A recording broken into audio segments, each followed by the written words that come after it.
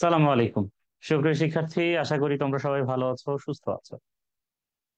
আমাদের school of এক্সিলেন্সের নিয়মিত আয়োজন এইচএসসি এবং আলিম পরীক্ষার্থীদের জন্য আমাদের আজকের এই আয়োজনের আজকের অংশে, আজকের এই সেশনে আমরা তোমাদেরকে ইতিহাস দ্বিতীয় পত্র, তার মানে হচ্ছে তোমাদের এইচএসসির যে ইতিহাস দ্বিতীয় পত্র আছে সেটার ফাইনাল রিভিশন, তার মানে যথারীতি 50টা করে এমসিকিউ আমরা সমাধান করবো এবং সেই এমসিকিউ গুলো আমরা তোমাদেরকে সেগুলোর প্রেক্ষাপট, সেগুলো বিশ্লেষণ করে দেওয়ার চেষ্টা করবো, যেন তোমরা খুব সহজেই এই সংক্রান্ত যে টপিক গুলো আছে সেগুলো তোমরা মনে করতে পারো, সেগুলো যেন তোমরা উত্তর করতে পারো। তাহলে আমরা একটু আমাদের আলোচনায় চলে যাব, আমরা খুব বেশি কথা বাড়াবো না, আমরা আমাদের আলোচনায় চলে যাব খুব দ্রুত। আমরা দেখি আমাদের প্রথম যে প্রশ্ন এখানে দেয়া আছে, আমাদের প্রথম যে প্রশ্ন সেই প্রশ্ন হচ্ছে দ্য স্পিরিট অফ লজ এই গ্রন্থের রচয়িতাকে। তাহলে দ্য স্পিরিট অফ লজ এই গ্রন্থের রচয়িতাকে সেটা জানতে চেয়েছে। এখানে আছে হচ্ছে ভলতেয়ার, অপশনে আছে ভিক্টর হুগো, অপশনে আছে শার্লস মন্টেস্কু, অপশনে আছে জা জ্যাক রুশো। আমরা যদি একটু অপশন গুলার একটু ব্যাখ্যা করি তাহলে আমরা আহ আমাদের মনে হয় একটু মনে রাখতে সুবিধা হবে। দেখো, ভলতেয়ার যিনি আছেন, ভলতেয়ার হচ্ছেন ফরাসি বিপ্লবের সময়কার একজন বিখ্যাত লেখক, দার্শনিক, বিশ্লেষক ইত্যাদি ইত্যাদি। তো আমাদের এই যে ভলতেয়ার নামে যে ভদ্রলোক আছেন, এই ভলতেয়ার তো আছেনই, তার সাথে ওই ভলতেয়ারের একটা ডায়ালগ আছে। আমি জানি না তোমরা কখনো শুনেছো কিনা, খুব অসাধারণ একটা উক্তি ভলতেয়ার করেছিলেন। ভলতেয়ার বলেছিলেন যে তোমরা আহ মানে আমি মানে তোমার মতের সাথে আমার মতের মিল নাই হতে পারে। লক্ষ্য করো ভলতেয়ার কি বলছেন, বলছেন তোমার মতের সাথে আমার মতের মিল নাই হতে পারে, কিন্তু তোমার মত প্রকাশের স্বাধীনতার জন্য আমি আমার জীবন দিয়ে দিতে প্রস্তুত, এটা বলছেন ভলতেয়ার। এরকম একজন বিখ্যাত দার্শনিক তিনি। ভিক্টর হুগো, উনি তো মানে একজন বিখ্যাত লেখক, সাহিত্যিক, ঔপন্যাসিক। ঠিক আছে, শার্লস মন্টেস্কু উনি আরেকজন দার্শনিক। জা জ্যাক রুশো আরেকজন দার্শনিক। জা জ্যাক রুশো হচ্ছেন সেই দার্শনিক যিনি ফরাসি বিপ্লবের যে অমর স্লোগান আছে, হ্যাঁ, লিবার্টি, ইকুয়ালিটি, ফ্র্যাটার্নিটি ও লা মর্টে, এই যে বিখ্যাত স্লোগানটা, এই স্লোগানটা কিন্তু দিয়েছিলাম জা জ্যাক রুসো। তাহলে আমরা জা জ্যাক রুসোর পাশে লিখি বিপ্লবের স্লোগান, ফরাসি বিপ্লবের ফরাসি বিপ্লবের স্লোগান কে দিয়েছিলেন? জা জ্যাক রুসো দিয়েছিলেন। এরপরে তাইলে এই যে স্পিরিট অফ লজ এই গ্রন্থটার রচয়িতা হচ্ছেন শার্লস মন্টেস্কু। মন্টেস্কু হচ্ছেন এই যে ফরাসি বিপ্লবের সময়কার বিখ্যাত দার্শনিক শার্লস মন্টেস্কু, তিনি হচ্ছেন এই স্পিরিট অফ ল এই গ্রন্থটার রচয়িতা। পরের প্রশ্নে চলে যায়, সংবিধান সভা সমগ্র ফ্রান্সকে, আমরা জানি ফ্রান্সে একটা সংবিধান সভা হয়েছিল। ফ্রান্সের কিছু বিষয়, বিশেষ করে ফরাসি বিপ্লবের সময়কার এই বিষয়গুলো আমাদের খুব ভালো করে জানতে হবে। ফরাসি বিপ্লবের কারণ, ইতিহাস, এগুলোর যে বিস্তৃত ব্যাপার আছে। ফরাসি বিপ্লব থেকে কিন্তু প্রশ্ন শুধুমাত্র অ্যাডমিশনে না, মানে শুধুমাত্র একাডেমিকে না, বরঞ্চ অ্যাডমিশনেও কিন্তু এই বিষয়গুলো দরকার হয়। তো এই যে সংবিধান সভা, এটা ফ্রান্সকে অনেকগুলো ডিপার্টমেন্ট বা প্রদেশে এটা ভাগ করেছিল। এখন ঠিক কতটি প্রদেশে এরা ফ্রান্সকে ভাগ করেছিল? আমরা জানি 83টা প্রদেশে। হ্যাঁ, মোট কয়টা প্রদেশে? 83টা প্রদেশে এই সংবিধান সভা ফ্রান্সকে ভাগ করেছিল, সর্বমোট 83টা, 83। ঠিক আছে, এই যে মানে ওই সময় ফরাসি বিপ্লবের আগে যে ফ্রান্সের এই যে অভিজাততন্ত্র থেকে শুরু করে ফ্রান্সের সাধারণের সাথে যারা শাসক আছে, মানে শোষক এবং শোষিত দুইটা শ্রেণীর উদ্ভব ঘটা। হ্যাঁ, তারপরে যে রানী, কি নাম ছিল যে রানীর নাম বলতো ফ্রান্সের, যখন ফরাসি বিপ্লব ঘটে তখন এই রানীর নাম কি ছিল? মেরি অ্যান্টোনয়েট ছিল। তো এই মেরি আতনয়েট বা মেরি অ্যান্টোনয়েট যিনি, সেই রানীর সাথে মানে প্রজাদের যে একটা মানসিক দূরত্ব, হ্যাঁ, এই বিষয়গুলো আমরা হয়তো জানি ইতোমধ্যে। তোমরাও একটু এই বিষয়গুলো নিয়ে একটু জানাশোনার চেষ্টা করো, খুব ইন্টারেস্টিং বিষয় আর কি, ওই সময়কার ফ্রান্সের ওই ইতিহাস আর কি।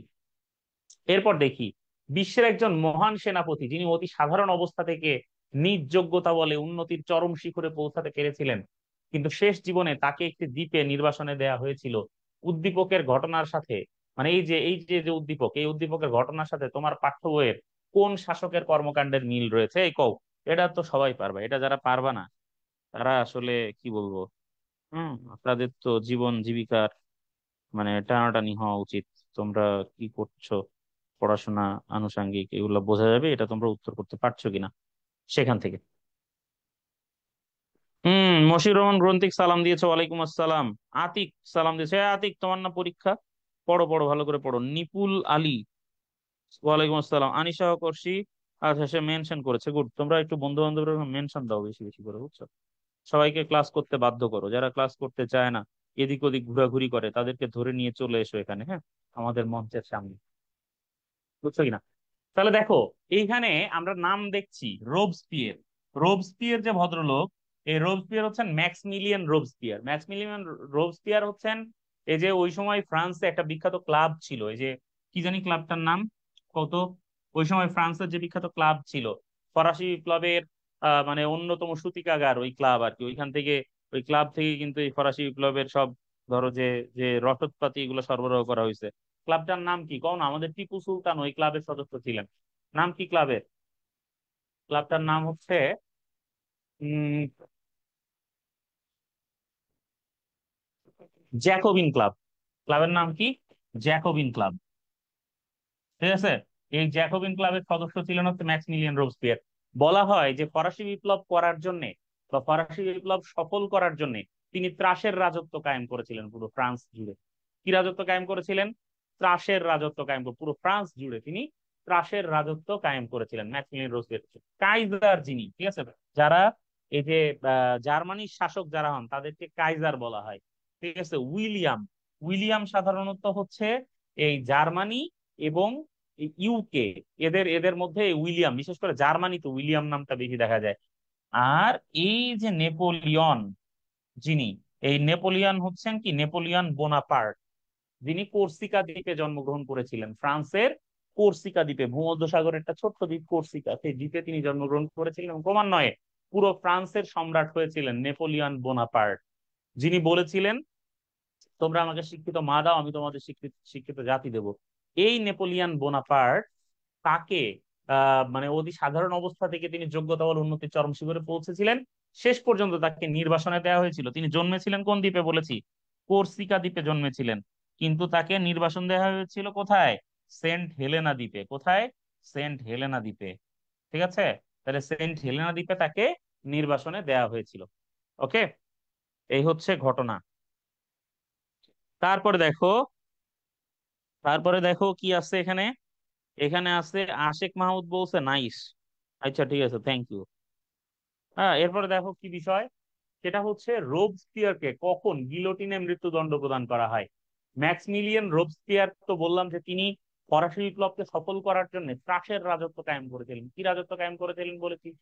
ত্রাসের রাজত্ব কায়েম করেছিলেন। ঠিক আছে? সব মানুষজনের সাথে তিনি মিলেমিশে একদম মানে মানে ছারখার করে ফেলছেন সব। ঠিক আছে? তো রোবস্পিয়ারকে কখন গিলোটিনে মৃত্যুদণ্ড প্রদান করা হয়? আমরা জানি 28 জুলাই 1794 তাকে, ঠিক আছে, 28 জুলাই 1794 কি করা হয়? তাকে গিলোটিনে মৃত্যুদণ্ড প্রদান করা হয়। গিলোটিন জিনিসটা কিন্তু খুব ইন্টারেস্টিং। এরকম একটা জিনিস থাকে, বুঝছো? এখানে তোমার গলাটা রাখবে, আর উপরে এরকম একটা ব্লেড থাকে, ধারালো ব্লেড। এই ব্লেডটা সাপ করে নেমে আসবে, এসে তোমার কল্লাটা কাইটা সামনের দিকে পড়ে যাবে, আর বডিটা পেছনে যাবে, বুঝছো? মানে এই যে রেল লাইনে বডি দেবো মাথা দেবো না টাইপ অবস্থা, বডি একদিকে মাথা আরেক। ঠিক আছে? খুবই ইন্টারেস্টিং একটা সিস্টেম, গিলোটিনে মৃত্যুদণ্ড। এরপরে দেখো, অষ্টাদশ শতকের দার্শনিকদের অবদান সম্বন্ধে তুমি কোনটিকে সঠিক বলে বিবেচনা করো, বা সঠিক বলে তুমি মনে করতেছো? এখানে অপশনে আছে শাসন ব্যবস্থা তারা পরিবর্তন ঘটান, দুই হচ্ছে তারা মধ্যযুগের অন্ধবিশ্বাস ও কুসংস্কারের তীব্র সমালোচনা করেন, তিন নাম্বার হচ্ছে সংগঠিত বিভিন্ন বিপ্লবে তারা নেতৃত্ব দেন, এবং চার নাম্বার হচ্ছে কি সমাজতন্ত্রকে পৃষ্ঠপোষকতা করেন। ঠিক আছে? সমাজতন্ত্রকে কি করেন? পৃষ্ঠপোষকতা করেন। তাইলে দেখো, যে শাসন ব্যবস্থা তারা পরিবর্তন ঘটান অষ্টাদশ শতকের দার্শনিক, না, ঘটনা সত্য না। সংগঠিত বিভিন্ন বিপ্লবে তারা নেতৃত্ব দেন, আসলে নেতৃত্ব দেন নাই, তারা কি করছেন? তারা পেছনে পেছনে ছিলেন। সমাজতন্ত্রকে তারা পৃষ্ঠপোষকতা করছেন, এই ধারণাটা আসলে ঠিক না। বরঞ্চ তারা কি করেছেন? তারা মধ্যযুগের নানা অন্ধবিশ্বাস এবং কুসংস্কারের তীব্র সমালোচনা করেছেন, এবং তারা নতুন বিশ্বাস মানুষের মধ্যে জন্মাতে চেয়েছেন। সকল কুসংস্কারের বিরুদ্ধে তাদের দৃঢ় অবস্থান ছিল অষ্টাদশ শতকের যে দার্শনিকরা, তারা, তাদের কি ছিল? কুসংস্কারের বিরুদ্ধে তাদের তীব্র মানে অবস্থান তাদের ছিল। এরপরে সংবিধান সভার কার্যাবলীর ফলে ফ্রান্সের শাসন ব্যবস্থায় কি পরিবর্তন সূচিত হয়? সংবিধান সভার কার্যাবলীর ফলে ফ্রান্সের শাসন ব্যবস্থায় কি পরিবর্তন সংবিধান সভার কার্যাবলীর ফলে ফ্রান্সের শাসন ব্যবস্থায় যে পরিবর্তন সূচিত হয়, 83টা ভাগে ফ্রান্সে ভাগ করে ফেলা হয়। আর যখন ভাগ হয় তখন বোঝো এক কেন্দ্রিক যে শাসন ছিল, সেই এক কেন্দ্রিক শাসন কি করা হয়, বিকেন্দ্রীকরণ হয়ে বহু কেন্দ্রিক হয়ে যায়। কি হয়? বহু কেন্দ্রিক হয়ে যায়, কারণ প্রত্যেকটা এক আলাদা আলাদা অঞ্চল হয়। ঠিক আছে, এবং এই বহু কেন্দ্রিকতা ফ্রান্সের জন্য বড়, মানে কি বলবে, মানে উন্নতির একটা জোয়ার নিয়ে আসবে বলে তারা মনে করতেছিল। তাইলে এক কেন্দ্রিক শাসন ব্যবস্থাকে সম্পূর্ণরূপে বিকেন্দ্রীকরণ করে বহু কেন্দ্রিক করে ফেলা হয়। এটাই হচ্ছে সংবিধান সভার কার্যাবলীর ফলে ফ্রান্সের শাসন ব্যবস্থায় এই সুস্পষ্ট পরিবর্তন ঘটে। তারপর আমরা দেখি ফরাসি বিপ্লবের স্লোগান কি ছিল। ভাই, ফরাসি বিপ্লব মানে ফ্রেঞ্চ রেভলিউশন, বোঝো। বিপ্লব শুনলেই কেমন একটা রক্ত গরম হয়ে যায়, তাই না? French revolution. ঠিক আছে, এই যে ফ্রেঞ্চ রেভলিউশন, এই ফ্রেঞ্চ রেভলিউশন বা ফরাসি বিপ্লব, এটা স্লোগান ছিল কি? স্বাধীনতা, মৈত্রী, সাম্য। চেতনা, স্বাধীনতা, সাম্য। অনুপ্রেরণা, সাম্য, স্বাধীনতা। নাকি সাম্য, মৈত্রী, স্বাধীনতা? হ্যাঁ, লিবার্টি কি, ইকুয়ালিটি, ফ্র্যাটার্নিটি। তাহলে সাম্য, মৈত্রী, স্বাধীনতা। সাম্য, মৈত্রী, স্বাধীনতা ছিল কি? সাম্য, মৈত্রী, স্বাধীনতা কি ছিল ফরাসি বিপ্লবের স্লোগান। ঠিক আছে, সাম্য, মৈত্রী, স্বাধীনতা ছিল ফরাসি বিপ্লবের স্লোগান। ওকে, বুঝলাম না কি হয়েছে, কি 29টা হয়েছে রে ভাই? ফার্স্ট পেপারে 24টা এমসিকিউ হয়েছে। ফার্স্ট পেপারে 24টা এমসিকিউ হয়েছে, 29টা হয়েছে। আচ্ছা, এই তোমরা মাত্র এমসিকিউ 24টা পারছো কেন? সাদিয়া, আচ্ছা যাই হোক, আলহামদুলিল্লাহ বলছো, ওকে গুড, সমস্যা নেই। নিপুল আলীর কয়টা হয়েছে? 29টা হয়েছে, সাবাস। ভালো, শোনো, এমসিকিউ এ তোমরা চেষ্টা করবা সবই সঠিক করার জন্য, কারণ এমসিকিউ যদি তোমাদের ঠিকঠাক হয় তাহলে তো বোঝোই, তোমরা তো নাম্বার আসলে প্রচুর পেয়ে যাবা। ওকে, এরপর দেখো ফিজিওক্রাট মতবাদের প্রবক্তা ছিলেন কে? ফিজিওক্রাট যে মতবাদ, এই মতবাদটা একটা খুব ইন্টারেস্টিং মতবাদ, বুঝছো? ফিজিওক্রাট, হ্যাঁ ফিজিওক্রাট, তার মানে ফিজিও কি? যে জিনিসগুলো তুমি চোখের সামনে দেখতে পাচ্ছ, বস্তুগত ব্যাপার যেগুলো, সবচেয়ে বড় বস্তুগত ব্যাপার কি? ফিজিওক্রাটরা মনে করে সবচেয়ে বড় বস্তু হইতাছে ভূমি। ভূমি হচ্ছে কি, মানে উৎপাদনের আদি এবং মূল উপকরণ, এটা তারা মনে করে যে ভূমি বা জমি। ফিজিওক্রাট মতবাদের যারা, মানে এই মতবাদকে যারা প্রচার বা প্রসার যারা করেছেন, তারা কি মনে করে? তারা মনে করে যে ভূমি হচ্ছে কি উৎপাদন, মানে উৎপাদনের একদম আদি জিনিস, বা ভূমিকে আপলোড করতে হবে, বা ভূমি কেন্দ্রিক কাজকর্ম, অর্থনৈতিক কাজকর্ম সব ভূমিকে ঘিরে আবর্তিত হয়, বা জমিকে ঘিরে আবর্তিত হয়। সোনা দানা, টাকা পয়সা, মণিমাণিক্য, হীরা জহরত, এগুলা কিছু না। মূল জিনিস হইতেছে জমি। তোমার জমি আছে মানে তোমার সব আছে, তোমার জমি নাই তার মানে তোমার কিছু নাই। এরকম একটা ব্যাপার ফ্রান্সে সর্বপ্রথম আলোচনা হয়, এবং ফ্রান্সের কয়েকজন দার্শনিক এই বিষয়গুলারে নিয়ে কথাবার্তা বলেন, সামনের দিকে আগান। এই মতবাদকে তারা জনপ্রিয় করেন, কিন্তু এই মতবাদকে ইংল্যান্ডে নিয়ে আসেন গিয়ে অ্যাডাম স্মিথ। কে নিয়ে আসেন? Adam Smith. অ্যাডাম স্মিথ এটাকে নিয়ে আসেন, এবং এই যে মুক্ত বাণিজ্য, তারপরে হচ্ছে এই যে আমাদের আহ এই যে অদৃশ্য হাত, এগুলো কিন্তু এই যে অ্যাডাম স্মিথ এগুলোর প্রবক্তা ছিলেন। তো ফিজিওক্র্যাট মতবাদ হচ্ছে মূলত ভূমি কেন্দ্রিক মতবাদ, যেটা সেটা হচ্ছে ফিজিওক্র্যাট মতবাদ। তারপরে দেখি দ্বিতীয় বিশ্বযুদ্ধ শুরু হয় কত সালে? আমরা জানি 1939 সালে দ্বিতীয় বিশ্বযুদ্ধ শুরু হয়।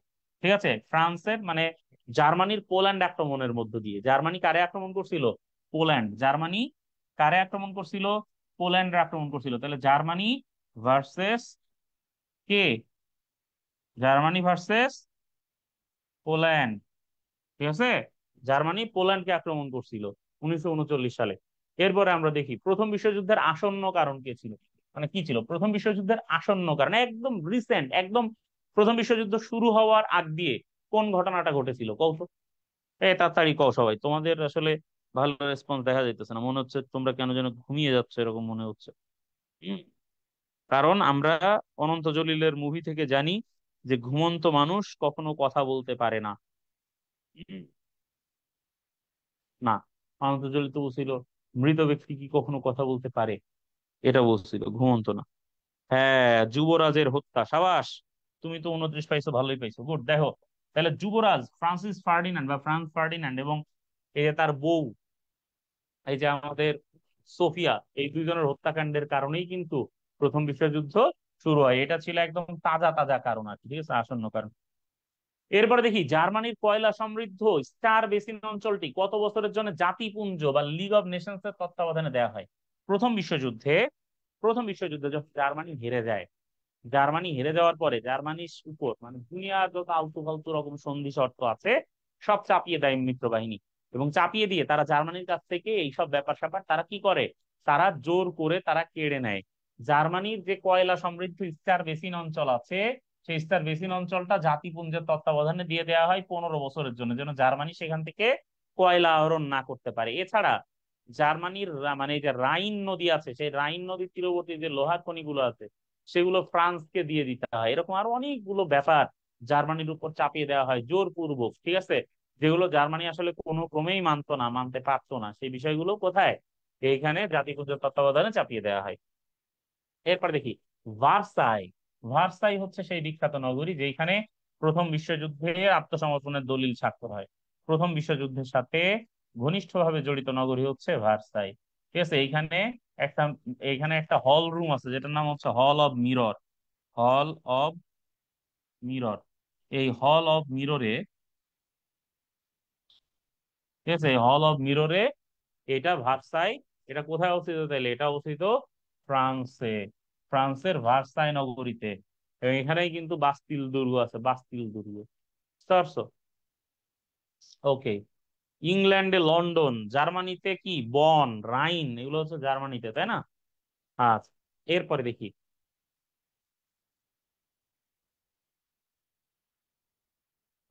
লিগ অব নেশনস প্রতিষ্ঠার প্রধান উদ্যোক্তা। লিগ অব নেশনস প্রতিষ্ঠার প্রধান উদ্যোক্তা ছিলেন একজন মার্কিন প্রেসিডেন্ট যার নাম উড্রো উইলসন। তোমরা উড্রো উইলসনকে চেনো? উড্রো উইলসন 12টা দফা দিয়েছিলেন, এবং সেই দফা নিয়ে তিনি সারা দুনিয়ায় ঘুরছেন, ঠিক আছে। উড্রো উইলসন, ওকে। এই তোমরা উড্রো উইলসন রে চেনো?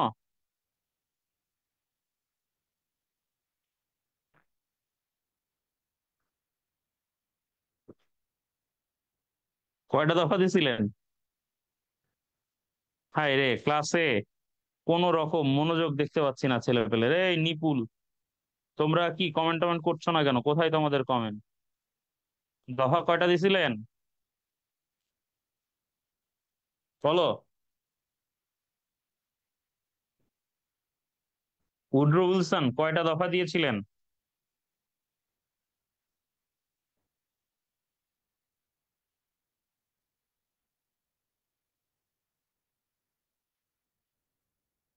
কেউ পড়াশোনা করো নাই ভাই? তারা দিয়েছিলেন কয়টা দফা? 14টা দফা। কয়টা দফা? 14টা দফা। এই যে 14 দফা উড্রো উইলসন দিলেন, ঠিক আছে, জাতি লিগ অফ নেশনস প্রতিষ্ঠার প্রধান উদ্যোক্তা ছিলেন। এমনকি লিগ অফ নেশনস এর নামকরণ, লিগ অফ নেশনস এর নামকরণ করেছিলেন উড্রো উইলসন। হ্যাঁ, দফাগুলা দিয়েছিলেন উড্রো উইলসন। হ্যাঁ, তার 14 দফার 14তম দফাই ছিল লিগ অফ নেশনস এর প্রতিষ্ঠা সংক্রান্ত। তাহলে এই যে উড্রো উইলসন এগুলা করলেন, পুরা পৃথিবী তিনি সফর করলেন এই লিগ অফ নেশনস প্রতিষ্ঠার জন্য, কিন্তু মার্কিন যুক্তরাষ্ট্র অবধারিত দুঃখজনক ভাবেই এই লিগ অফ নেশনস এ থাকতে পারে নাই। ঠিক আছে, লিগ অফ নেশনস এর সদস্য দেশ কিন্তু মার্কিন যুক্তরাষ্ট্র ছিল না। নিচের কোনটিকে ত্রিশক্তি আতাত বলা হয়? ত্রিশক্তি আতাত, তিনটা শক্তি মিলে আতাত করছে, ত্রিশক্তি আতাত, এটাকে ট্রিপল অন্তন্ট বলা হয়। ইংরেজিতে এটাকে বলা হয় ট্রিপল অন্তন্ট, ঠিক আছে, ট্রিপল অন্থন। তো এই যে ট্রিপল আতাত বা ত্রিশক্তি আতাত, এটা আসলে তিনটা শক্তির আতাত। ইউঙ্গ মানে হচ্ছে কি? ইঙ্গ মানে হচ্ছে মূলত ইউকে, ঠিক আছে। ফরাসি তার মানে হচ্ছে ফ্রান্স বা ফ্রেঞ্চ, ফ্রান্স। আর রুশ মানে হচ্ছে ভাই রাশিয়া, ঠিক আছে। এই তিনটা শক্তির আতাতই হচ্ছে ত্রিশক্তি আতাত। প্রথম বিশ্বযুদ্ধের জন্য এই ত্রিশক্তি আতাত বিষয়টা অত্যন্ত অত্যন্ত গুরুত্বপূর্ণ। প্রথম বিশ্বযুদ্ধের জন্য এই ত্রিশক্তি আতাত বিষয়টা। এরপরে আমরা দেখি প্রথম বিশ্বযুদ্ধে জার্মান নৌবহর ইংরেজ নৌবহরের সাথে সম্মুখ যুদ্ধ এড়িয়ে চলে কেন? প্রথম বিশ্বযুদ্ধে জার্মান নৌবহর ইংরেজ নৌবহরের সাথে সম্মুখ যুদ্ধ কেন তারা এড়িয়ে চলে? জার্মান নৌবহর কেন, আমরা জানি প্রথম বিশ্বযুদ্ধের সময় থেকে জার্মান নৌবহর এক ধরনের ডুবোজাহাজ ব্যবহার করছিল। প্রথম সাবমার্সিবল মানে সাবমার্সিভ ভেহিকেল যারা ব্যবহার করে, হ্যাঁ, তারা হচ্ছে কি জার্মানি। প্রথম ডুবোজাহাজ ইতিহাসে ব্যবহার করে কারা? জার্মানি ব্যবহার করে।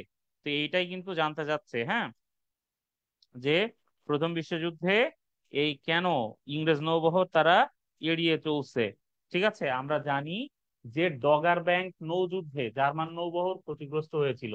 ডগার ব্যাংক নৌযুদ্ধে জার্মান নৌবহর ক্ষতিগ্রস্ত হয়েছিল, এবং এই কারণে তারা জার্মান নৌবহর ইংরেজ নৌবহরের সাথে সম্মুখ যুদ্ধ, সামনাসামনি তারা আর যুদ্ধ করতে চায়নি। এই জন্য তারা ওই সময় এড়িয়ে চলছিল। তারপরে দেখি জার্মানি কত তারিখে রাশিয়া আক্রমণ করে। আমরা জানি যে প্রথম বিশ্বযুদ্ধে জার্মানির রাশিয়া আক্রমণ, এটা জার্মানির জন্য কিন্তু একটা বড় ভুল সিদ্ধান্ত ছিল।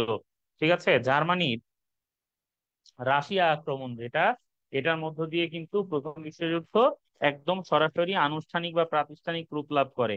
ঠিক আছে, এর আগে তো যাই হোক একটা পর্যায়ে একভাবে তারা ছিল, কিন্তু যখন এই যুদ্ধ বেঁধে যায়, বেঁধে যাওয়ার পরে তখন কিন্তু এটা একেবারে মানে ম্যাসিভ আকারে আমাদের যুদ্ধ শুরু হয়ে যায়। তো এখন এই যে বললো যে প্রথম বিশ্বযুদ্ধে জার্মানি কত তারিখে রাশিয়া আক্রমণ করে, আমরা জানি জার্মানি রাশিয়া আক্রমণ করেছিল কবে? 1 আগস্ট 1914-তে। আমরা জানি যে আহ এই জুলাই ক্রাইসিস, জুলাই ক্রাইসিস এই নামে বা জুলাই সংকট বলে একটা সময় আছে প্রথম বিশ্বযুদ্ধে। কি সেই সময়? আমরা জানি যে 28 তারিখ থেকে, মানে 28 জুন থেকে পুরো জুলাইটা, ঠিক আছে, ওই জার্মানি এবং তার মিত্র দেশ, বিশেষ করে অস্ট্রো হাঙ্গেরিয়ান সাম্রাজ্যের এই হাঙ্গেরি কি করেছিল, সার্বিয়াকে বলেছিল যে যদি তোমরা এই মানে পুরা জুলাই মাসটা আমরা তোমাদেরকে টাইম দিচ্ছি, 28 জুন থেকে পুরা জুলাই মাসটা তোমাদের আমরা টাইম দিচ্ছি, এই সময়ের মধ্যে তোমরা যারা যুবরাজকে হত্যা করেছে তাদের হত্যার বিচার করবা। যদি তোমরা বিচার টিচার করতে পারো ঠিক মতো, এবং এই যে দফাগুলো তোমাদের দিচ্ছি এই দফাগুলো যদি তোমরা বাস্তবায়ন করতে পারো, তাহলেই কেবলমাত্র তোমাদের সাথে আমাদের যুদ্ধ হবে না, নাই তো যুদ্ধ হবে, খেলা হবে। ঠিক আছে, এটা তারা বলেছিল। বলার পরে যখন এই জুলাইয়ের মধ্যে তারা পারে নাই এইসব বিচার টিচার করতে, তখন ওই জুলাই ক্রাইসিসের অবসান ঘটেছে এবং 1 আগস্ট 1914 থেকে সরাসরি যুদ্ধ শুরু হয়ে গেছে। এটা হচ্ছে সরাসরি যুদ্ধের ঘটনা। তারপরে আমরা দেখি ভাইয়া, কৃষকদের দুঃখ দুর্দশা ক্রমাগত বৃদ্ধি পেয়েছিল কেন? কৃষকদের দুঃখ দুর্দশা কেন ক্রমাগত বৃদ্ধি পেয়েছিল? রুশ বিপ্লবের সময়কার ঘটনাবলী থেকে আসা একটা প্রশ্ন। ঠিক আছে, কেন বৃদ্ধি পেয়েছিল? শিল্প বিপ্লব, জারদের অত্যাচার, রুশ বিপ্লব, কোনগুলোর কারণে কৃষকদের দুঃখ দুর্দশা ক্রমাগত বৃদ্ধি পাচ্ছিল? আমরা দেখি যে এইখানে এই যে রুশ বিপ্লবের ফলে তো কৃষকদের দুঃখ দুর্দশা কমে গেছে, কারণ রুশ বিপ্লবের মাধ্যমে তো আর কৃষকদের ওই মানে যে শ্রেণী বিভেদ যেটা ছিল সেটা তো চলে গেছে। জার কারা ছিল? জার জার হচ্ছে রাশিয়ার যারা শাসক। জার কারা? রাশিয়ার শাসকরা হচ্ছে জার। রাশিয়ার শাসকদের উপাধি ছিল কি? জার। তাহলে জার কারা? যারা রাশিয়ার শাসক তারা হচ্ছে জার। ঠিক আছে, শিল্প বিপ্লব, শিল্প বিপ্লব ঘটেছিল মূলত ইংল্যান্ডে। শিল্প বিপ্লবের ফলে কৃষকদের দুঃখ দুর্দশা বৃদ্ধি পায়নি, জারদের অত্যাচারের কারণে দিনকে দিন, জারদের অত্যাচারের কারণে দিনকে দিন এই কৃষকদের দুঃখ দুর্দশা বেড়েই চলেছিল। এরপরে আমরা দেখি যে রাশিয়ার সোশ্যাল ডেমোক্রেটিক দল কখন প্রতিষ্ঠিত হয়। রাশিয়ার যে সোশ্যাল ডেমোক্রেটিক দল আছে, এই সোশ্যাল ডেমোক্রেটিক দল কবে বা কখন এরা প্রতিষ্ঠিত হয় সেটা জানতে চেয়েছে। আমরা জানি যে রাশিয়ার সোশ্যাল ডেমোক্রেটিক পার্টি এটা প্রতিষ্ঠিত হয়েছিল 1901 সালে। একদম একদম বিংশ শতকে একদম শুরুতেই এই 1901 সালে। হ্যাঁ, এই এই কি রাশিয়ার সোশ্যাল ডেমোক্রেটিক দল প্রতিষ্ঠিত হয়। তারপরে আমরা দেখি সোভিয়েত বলতে কি বুঝো? সোভিয়েত, সোভিয়েত মানে কি? একটি রাজনৈতিক সংগঠন, কোন দেশের নাম, কোন প্রশাসনিক ইউনিট, স্বশাসিত পরিষদ। সোভিয়েত বলতে আমরা যে বলি সোভিয়েত রাশিয়া। হ্যাঁ, তাহলে সোভিয়েত জিনিসটা আসলে কি?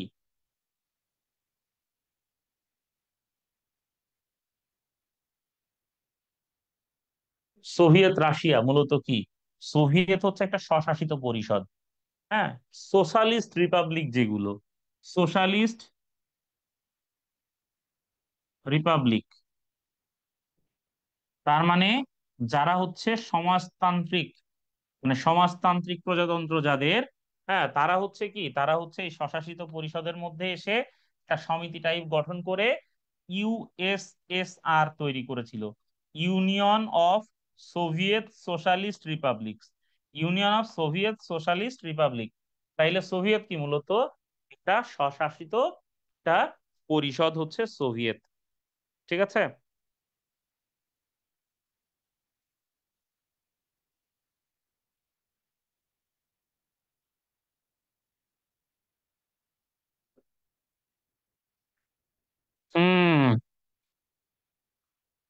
ভালো আছি রে ভাই, ভালো আছি।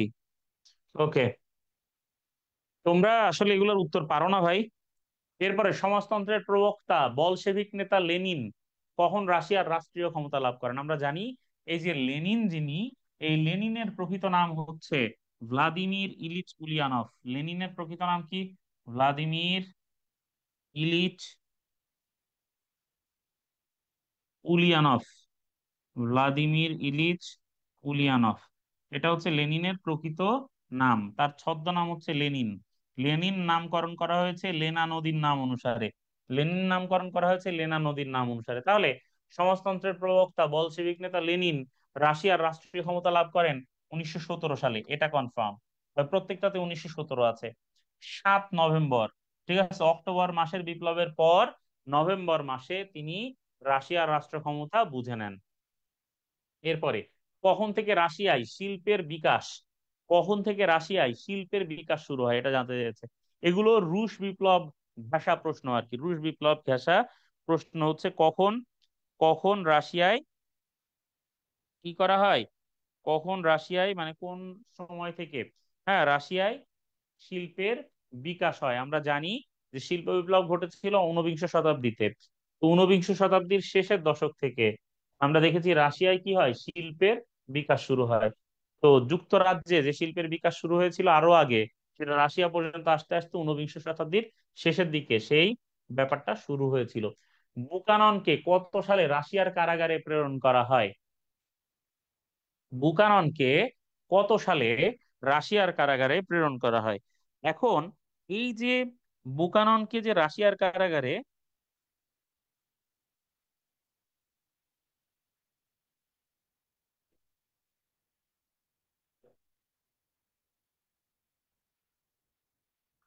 এটা আসলে তো মানে বুকানন না, এটা আসলে বুকানিন, তাই না? বুকানিনকে কত সালে রাশিয়ার কারাগারে প্রেরণ করা হয়? আচ্ছা বলো, এটা বলো। এই তোমরা এটা পড়োনি ভালো করে, তোমাদের উত্তর বা রেসপন্স কিন্তু আমি খুব ভালো দেখছি না। হ্যাঁ, বাকুনিন, বাকুনিনকে, বুকানিন না বাকুনিন, তাই না? বাকুনিন, বাকুনিনকে কত সালে রাশিয়ার কারাগারে প্রেরণ করা? হ্যাঁ, 1850, 1817, 1814, 1861। কত সালে তাকে রাশিয়ার কারাগারে প্রেরণ করা হয়েছিল?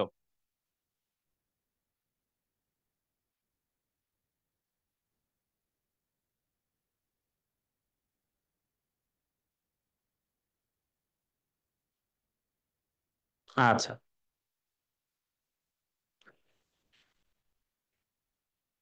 তোমাদের কমেন্ট গুলো দেখছি, ঠিক আছে, যে তোমরা কি কমেন্ট করছো। আচ্ছা, আমার ইউটিউবটার যে ঝামেলা হয়েছে সেটা হচ্ছে আমার ইউটিউবটা হ্যাক হয়ে গেছে ভাই, এই জন্য তোমরা দেখতে পাও না। ঠিক আছে, আমার ইউটিউবটা হ্যাক হয়েছে। ঠিক আছে, এই জন্য দেখতে পাও না, হ্যাঁ। আমার ইউটিউবটা দেখতে পাও না কারণ আমার ইউটিউব হ্যাক হয়ে গেছে। আচ্ছা, তো যাই হোক, 1850 সালে হ্যাঁ, বাকুনিনকে হচ্ছে 1850 সালে রাশিয়ার কারাগারে প্রেরণ করা হয়। এরপরে, the city of sun, the city of sun এই গ্রন্থটি কার লেখা? বাকুনিন, টমাসো ক্যাম্পানেল্লা, হ্যাঁ, Kropotkin, Thomas More. The city of sun এই গ্রন্থটি কার লেখা ছিল? The city of sun, the city of sun এই গ্রন্থটি লেখা হচ্ছে টমাসো ক্যাম্পানেল্লার। ঠিক আছে, দ্য সিটি অফ সান এই গ্রন্থটি লেখা টমাসো ক্যাম্পানেল্লার। তারপরে আমরা দেখি ইউটোপিয়া শব্দটি সর্বপ্রথম ব্যবহার করেছিলেন কে? খুবই গুরুত্বপূর্ণ প্রশ্ন, ইউটোপিয়া। ইউটোপিয়া শব্দের অর্থ কি, এটা আগে আমাদের একটু জানতে হবে বা বুঝতে হবে যে ইউটোপিয়া যে শব্দটা নিয়ে আমরা আলোচনা করছি এই শব্দের অর্থ কি। তোমরা কি কেউ বলতে পারবা যে ইউটোপিয়া শব্দের অর্থ কি? What is utopia? বলো তো, ইউটোপিয়া এই শব্দের অর্থ কি?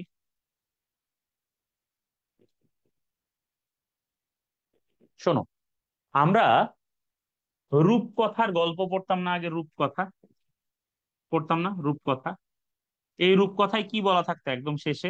একদম শেষে লেখা থাকতো যে নোটে গাছটি মুড়ালো,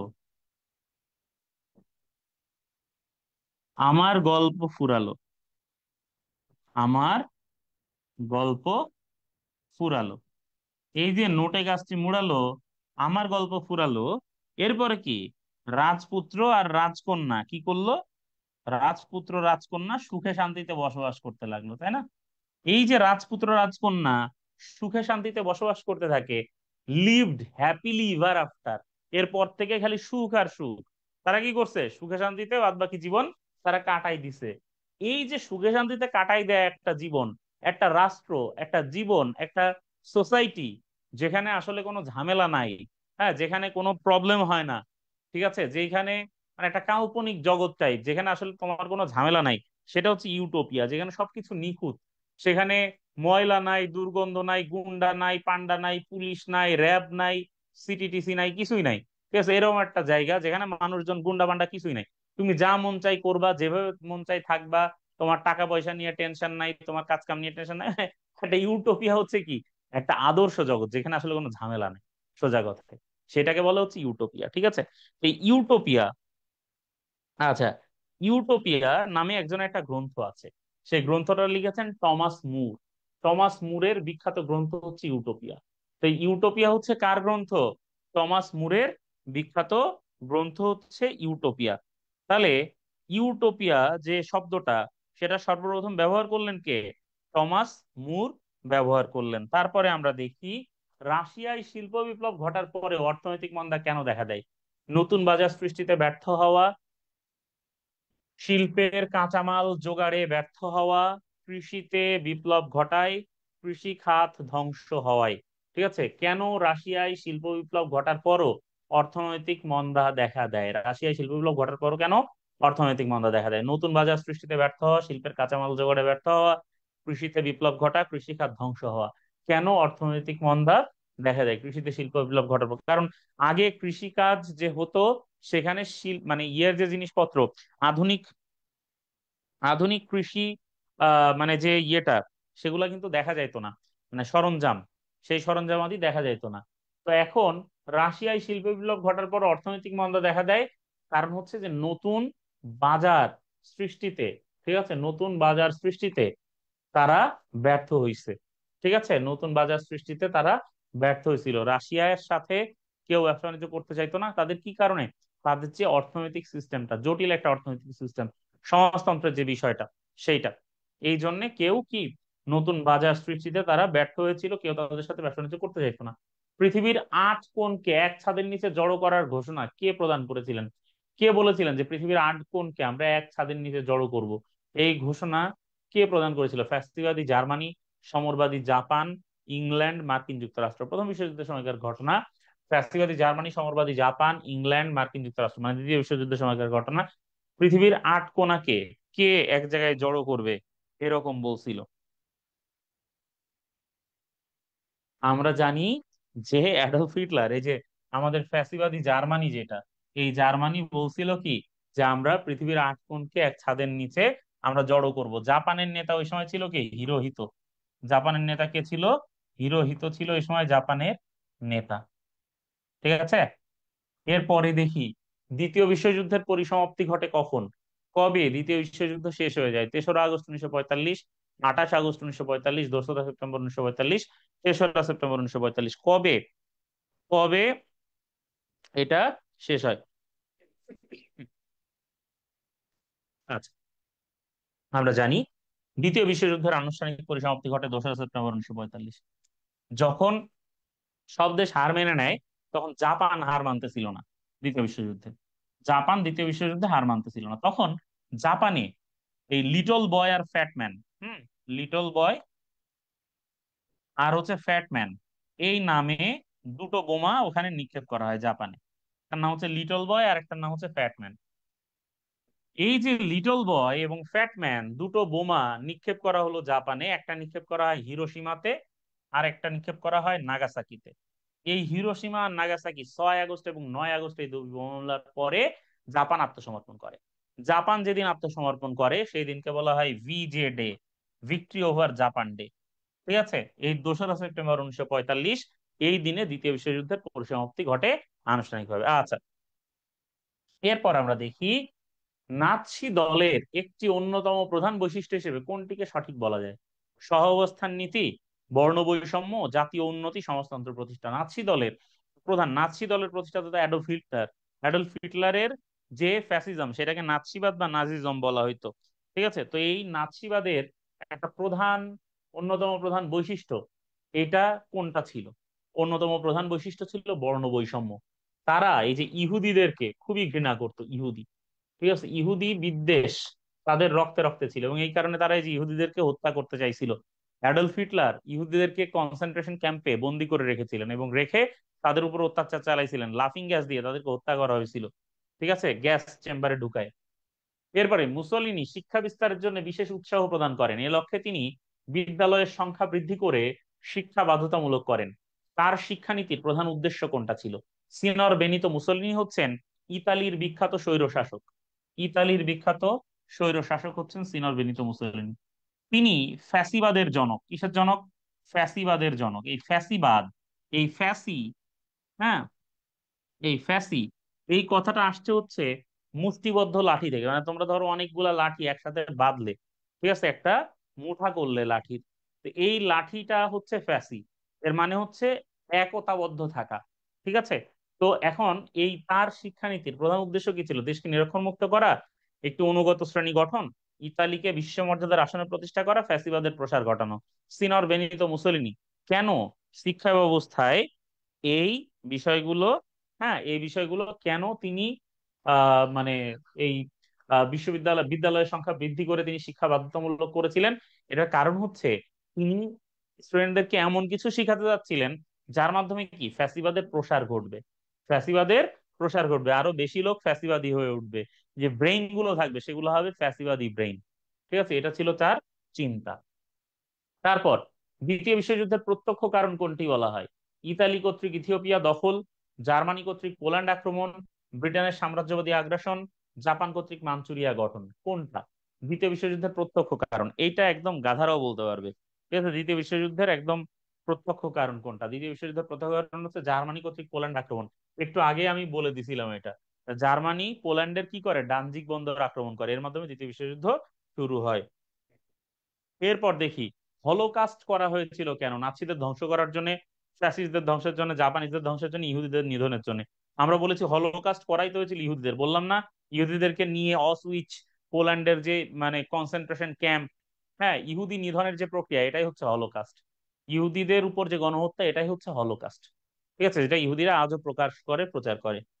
এরপরে জাপান পার্ল হারবার আক্রমণ করে কত তারিখে?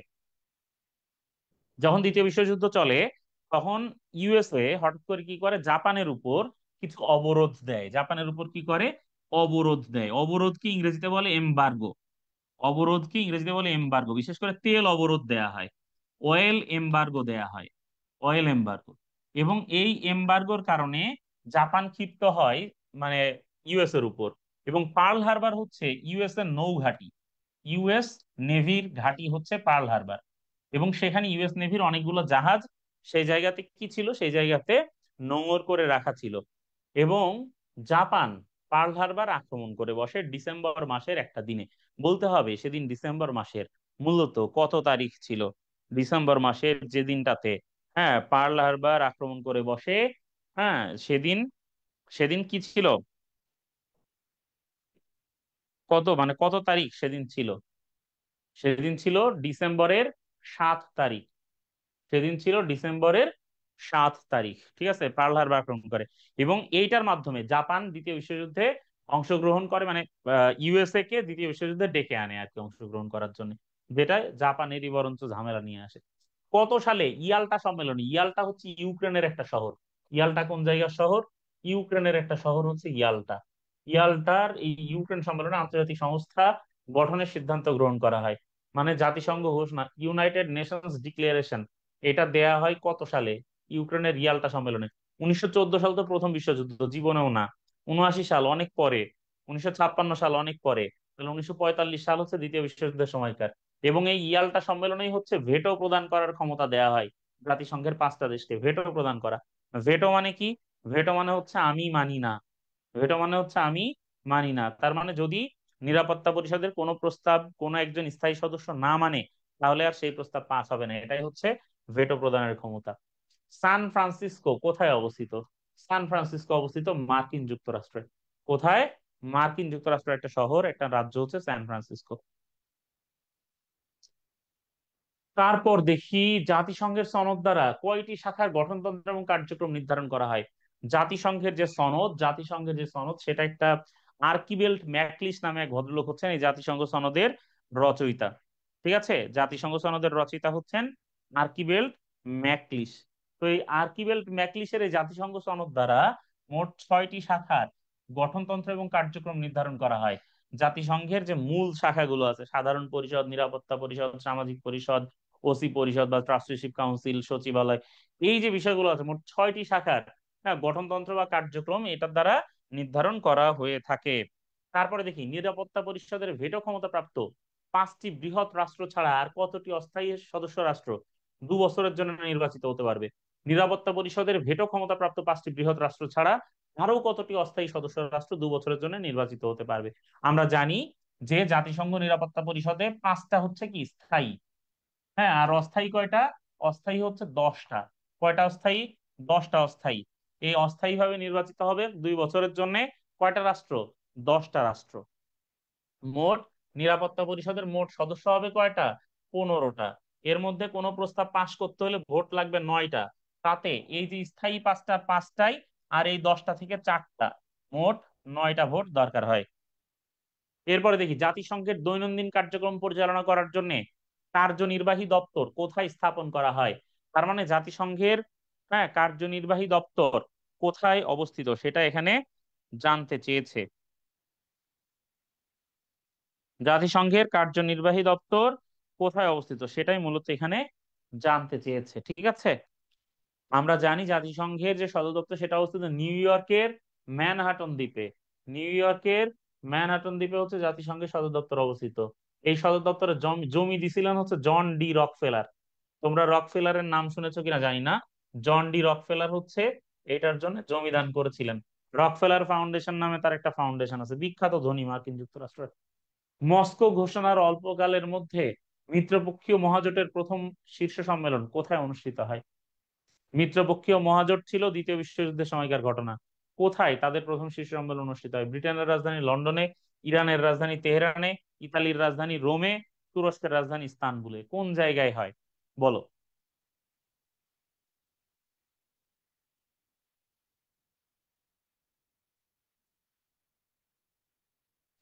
শোনো, এটা হচ্ছে ইরানের তেহরানে হয়েছিল। এটা তেহরান সম্মেলন নামে পরিচিত। কি নামে পরিচিত?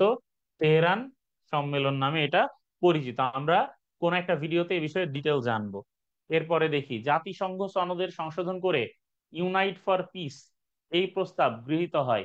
জাতিসংঘে ইউনাইট ফর পিস রেজুলেশন, যেটা ইউনাইট ফর পিস রেজুলেশন হয়েছিল হচ্ছে কোরিয়া যুদ্ধের সময়ে, এবং কোরিয়া যুদ্ধের কারণে এই ইউনাইট ফর পিস রেজুলেশন হয়ে কোরিয়া যুদ্ধ বন্ধ করার জন্য জাতিসংঘ কি করে? চেষ্টা করে। তো ইউনাইট ফর পিস রেজুলেশন এটা কত সালে হয় তাহলে? 1950 সালে যখন কোরিয়া যুদ্ধ হয় তখন এই ইউনাইট ফর পিস রেজুলেশন হয়। এছাড়া সানশাইন পলিসি যেটা, সেটাও কিন্তু কোরিয়ার সাথে সম্পর্কিত। সানশাইন পলিসি, কি পলিসি? সানশাইন পলিসি, এটাও কোরিয়ার সাথে সম্পর্কিত। তারপরে দেখি জাতিসংঘের 5টি স্থায়ী সদস্য রাষ্ট্র কি কি? জার্মানি তো নাই, আগেই বাদ। জাপান নাই, আগেই বাদ। যুক্তরাষ্ট্র, জাপান, জাপান আছে, আগেই বাদ। যুক্তরাষ্ট্র, ব্রিটেন, ফ্রান্স, রাশিয়া, চীন, এগুলা হচ্ছে কি? এগুলা হচ্ছে 5টা স্থায়ী সদস্য রাষ্ট্র। আমরা জানি দ্বিতীয় বিশ্বযুদ্ধের যে মিত্র দেশগুলো তারাই হচ্ছে এই 5টা স্থায়ী সদস্য। তাহলে এর মধ্যে তো কোনোভাবেই জাপান আসবে না, এর মধ্যে কোনোভাবেই হচ্ছে জার্মানি আসবে না, এর মধ্যে কোনোভাবেই ইতালি আসবে না, এগুলো আসবে না। ওয়াশিংটন সম্মেলনে কতটি দেশ স্বাক্ষর করেছিল? ওয়াশিংটন সম্মেলনে কতটি দেশ, জাতিসংঘের যে প্রস্তাব আছে সেখানে স্বাক্ষর করেছিল ওয়াশিংটন সম্মেলনের কয়টা দেশ? আমরা জানি ওয়াশিংটন সম্মেলনে স্বাক্ষর করেছিল 26টা দেশ।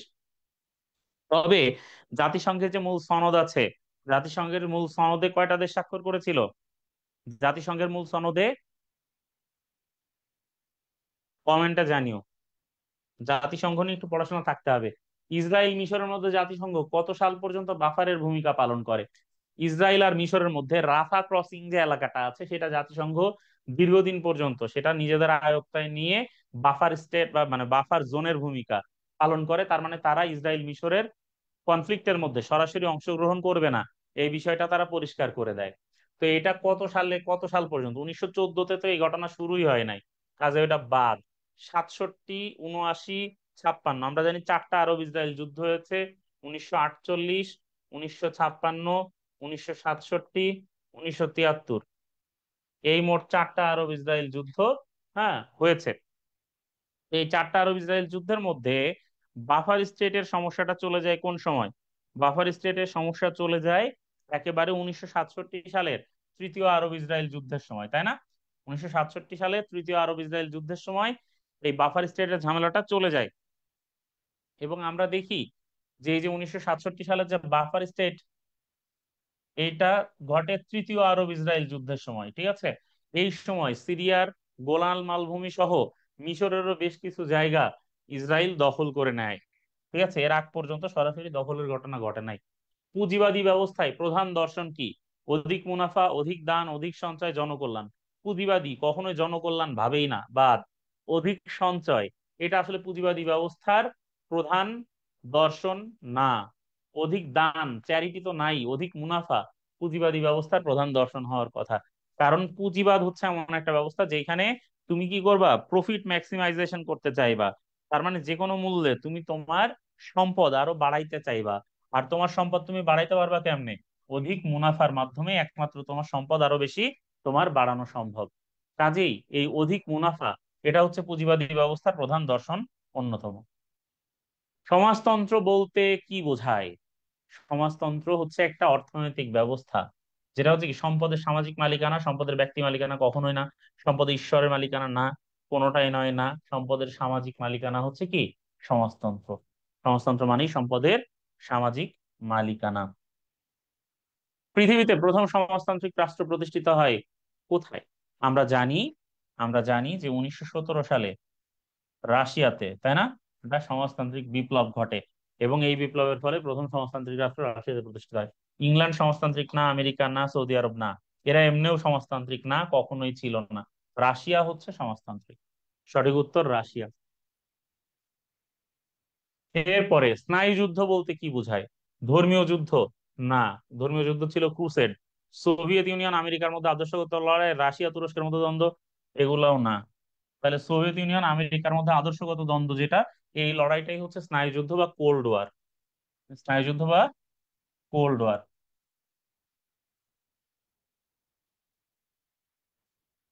তারপর দেখি স্নায়ুযুদ্ধের জনক কে ছিলেন? স্নায়ুযুদ্ধের জনক বা কোল্ড ওয়ারের জনক কে ছিলেন? আমরা জানি যে সোভিয়েত রাশিয়া আর মার্কিন যুক্তরাষ্ট্রের মধ্যে, সোভিয়েত রাশিয়া আর মার্কিন যুক্তরাষ্ট্রের মধ্যে একটা অবস্থা তৈরি হয়, ঠিক আছে? কি অবস্থা তৈরি হয়? সোভিয়েত আর মার্কিন যুক্তরাষ্ট্রের মধ্যে একটা অবস্থা তৈরি হয় যে হচ্ছে কে শ্রেষ্ঠত্বের জায়গাটা নেবে দ্বিতীয় বিশ্বযুদ্ধের পরে। তো দ্বিতীয় বিশ্বযুদ্ধের সময়, ওই সময় রাশিয়ার প্রেসিডেন্ট ছিলেন জোসেফ স্ট্যালিন। এবং জোসেফ স্ট্যালিন কোনোভাবেই ইউএস এর পেছনে থাকতে রাজি ছিলেন না। তার কাছে কথা হচ্ছে যে ইউএসএও দ্বিতীয় বিশ্বযুদ্ধ জিতছে, আমিও জিতছি, তাহলে ও যতটুকু মানে শ্রেষ্ঠত্বের দাবিদার, আমিও ততটুকু। স্ট্যালিনের সময় থেকে স্নায়ুযুদ্ধ বা কোল্ড ওয়ার শুরু হয়, ঠিক আছে? তাহলে স্নায়ুযুদ্ধের জনক ছিলেন মূলত স্ট্যালিন। ভিয়েতনাম যুদ্ধ কবে শুরু হয়েছিল? স্নায়ুযুদ্ধের পরে রাশিয়া যে যুদ্ধে সবচেয়ে বড় হোঁচট খায় সেটা হচ্ছে ভিয়েতনাম যুদ্ধ। দ্বিতীয় বিশ্বযুদ্ধকালে তো ভিয়েতনাম যুদ্ধ শুরু হয় নাই, প্রথম বিশ্বযুদ্ধকালীন সময় শুরু হয় নাই, কোনোটি নয় না। স্নায়ুযুদ্ধ যখন চলে তখন ভিয়েতনামকে দুই ভাগে ভাগ করা হয়। এক পক্ষে চলে যায়, মানে এক পক্ষ চলে যায় সোভিয়েত রাশিয়ার পক্ষে, আর এক পক্ষ চলে আসে ইউএস এর পক্ষে। সোভিয়েত রাশিয়া কি করে? তার পক্ষকে হেল্প করে। ইউএসএ তার পক্ষকে হেল্প করে, শেষে ইউএসএ হেরে যায় এবং ভিয়েতনাম থেকে ইউএসএ তার সৈন্য প্রত্যাহার করে নিতে বাধ্য হয়। ভিয়েতনাম যুদ্ধে ইউএস এর হার হয়েছিল, মার্কিন যুক্তরাষ্ট্র হেরে গেছিল। পুঁজিবাদের প্রতি বিরোধিতা থেকে মার্কিন যুক্তরাষ্ট্রের বিরুদ্ধে স্নায়ুযুদ্ধকে প্রসারিত করা হয়েছে, এটি কার অভিমত? পুঁজিবাদের প্রতি বিরোধিতা থেকে মার্কিন যুক্তরাষ্ট্রের বিরুদ্ধে স্নায়ুযুদ্ধকে প্রসারিত করা হয়েছে। এই অভিমত দিয়েছেন বাবুচের ভাষণ লেখক সোপ, স্ট্যান্টন গ্রিফি, কূটনীতিক বোলেন, ওয়াল্টার লিপম্যান। ওয়াল্টার লিপম্যান কিন্তু স্নায়ুযুদ্ধের পেছনে একজন বিখ্যাত সাংবাদিক আর কি, ওয়াল্টার লিপম্যান। বলা হয় যে তিনি স্নায়ুযুদ্ধের মূল যে বিষয়গুলো আছে সেগুলো আসলে ওয়াল্টার লিপম্যান সেই বিষয়গুলোকে পরিচয় করিয়েছেন। তবে এইটা বলেছেন কূটনীতিক বলেন, তিনি হচ্ছে স্নায়ু পুঁজিবাদের প্রতি বিরোধিতা থেকেই মার্কিন যুক্তরাষ্ট্রের বিরুদ্ধে স্নায়ুযুদ্ধকে প্রসারিত করা হয়েছে এই উক্তিটি করেছেন। ন্যাটো মূলত কোন ধরনের দেশগুলোর প্রতিনিধিত্ব করে? নেটো বা ন্যাটো যেটা, এইটা যে দেশগুলো এর সদস্য, ন্যাটোর আর্টিকেল 5-এ বলা হয়েছে যদি ন্যাটো সদস্যভুক্ত কোনো দেশের উপর অন্য কোনো দেশ আক্রমণ করে বা হামলা করে, তবে ন্যাটোর অন্যান্য সদস্যভুক্ত দেশগুলো কি মনে করবে? মনে করবে যে এটা তাদের উপর হামলা, এবং তারা এভাবে এটাকে অ্যাড্রেস করে যুদ্ধে নামবে। তো এই যে আমাদের যে ন্যাটোর যে দেশগুলো আছে, এই দেশগুলো সাধারণত পুঁজিবাদী দেশ। কারণ আমরা দেখি ন্যাটো যে সদস্য বেশিরভাগই হচ্ছে ইউরোপিয়ান দেশ, আর ইউরোপের দেশগুলো মূলত পুঁজিবাদী, কাজে এরা পুঁজিবাদী সভ্যতার দেশ। এরপরে আমরা দেখি ধন্যবাদ, তার মানে তোমাদেরকেও ধন্যবাদ। এখন এই যে দ্বিতীয় মানে ইতিহাস দ্বিতীয় পত্রের বেশ কিছু প্রশ্ন আমরা পড়লাম, আমরা প্রত্যেকটা বই, ইতিহাস পরীক্ষার আগে প্রত্যেকটা বই আমরা একটু ভালো করে লাইন বাই লাইন দেখে যাওয়ার চেষ্টা করবো, যদি সম্ভব না হয় অন্তত বিগত মানে আমরা যে সালে পরীক্ষা দিচ্ছি, এটা তো হচ্ছে আমাদের 2025 সাল, তার মানে বিজোড় সাল। তাহলে আমরা 2023-এর, 2021-এর এই প্রশ্নগুলো দেখব, এবং তার সাথে এমসিকিউ আমরা যে বোর্ডে আছি সেই বোর্ডের গুরুত্বপূর্ণ কিছু স্কুলের মানে সবচেয়ে বিখ্যাত কিছু স্কুল বা মানে বিখ্যাত কিছু কলেজের এমসিকিউ গুলো আমরা একটু দেখে যাওয়ার চেষ্টা করব। ইতিহাসে এমসিকিউ এ ভালো করলেই ইতিহাসে অনেক ভালো নাম্বার ক্যারি করা সম্ভব। তোমাদের সাথে অ্যাডমিশনের ক্লাসেও দেখা হবে। আজকের মতো আমি বিদায় নিয়ে নিচ্ছি। ইনশাল্লাহ খুব দ্রুত অন্য কোনো ক্লাস নিয়ে তোমাদের সাথে দেখা হবে। তার আগ পর্যন্ত ভাইয়া বিদায়। আল্লাহ হাফেজ।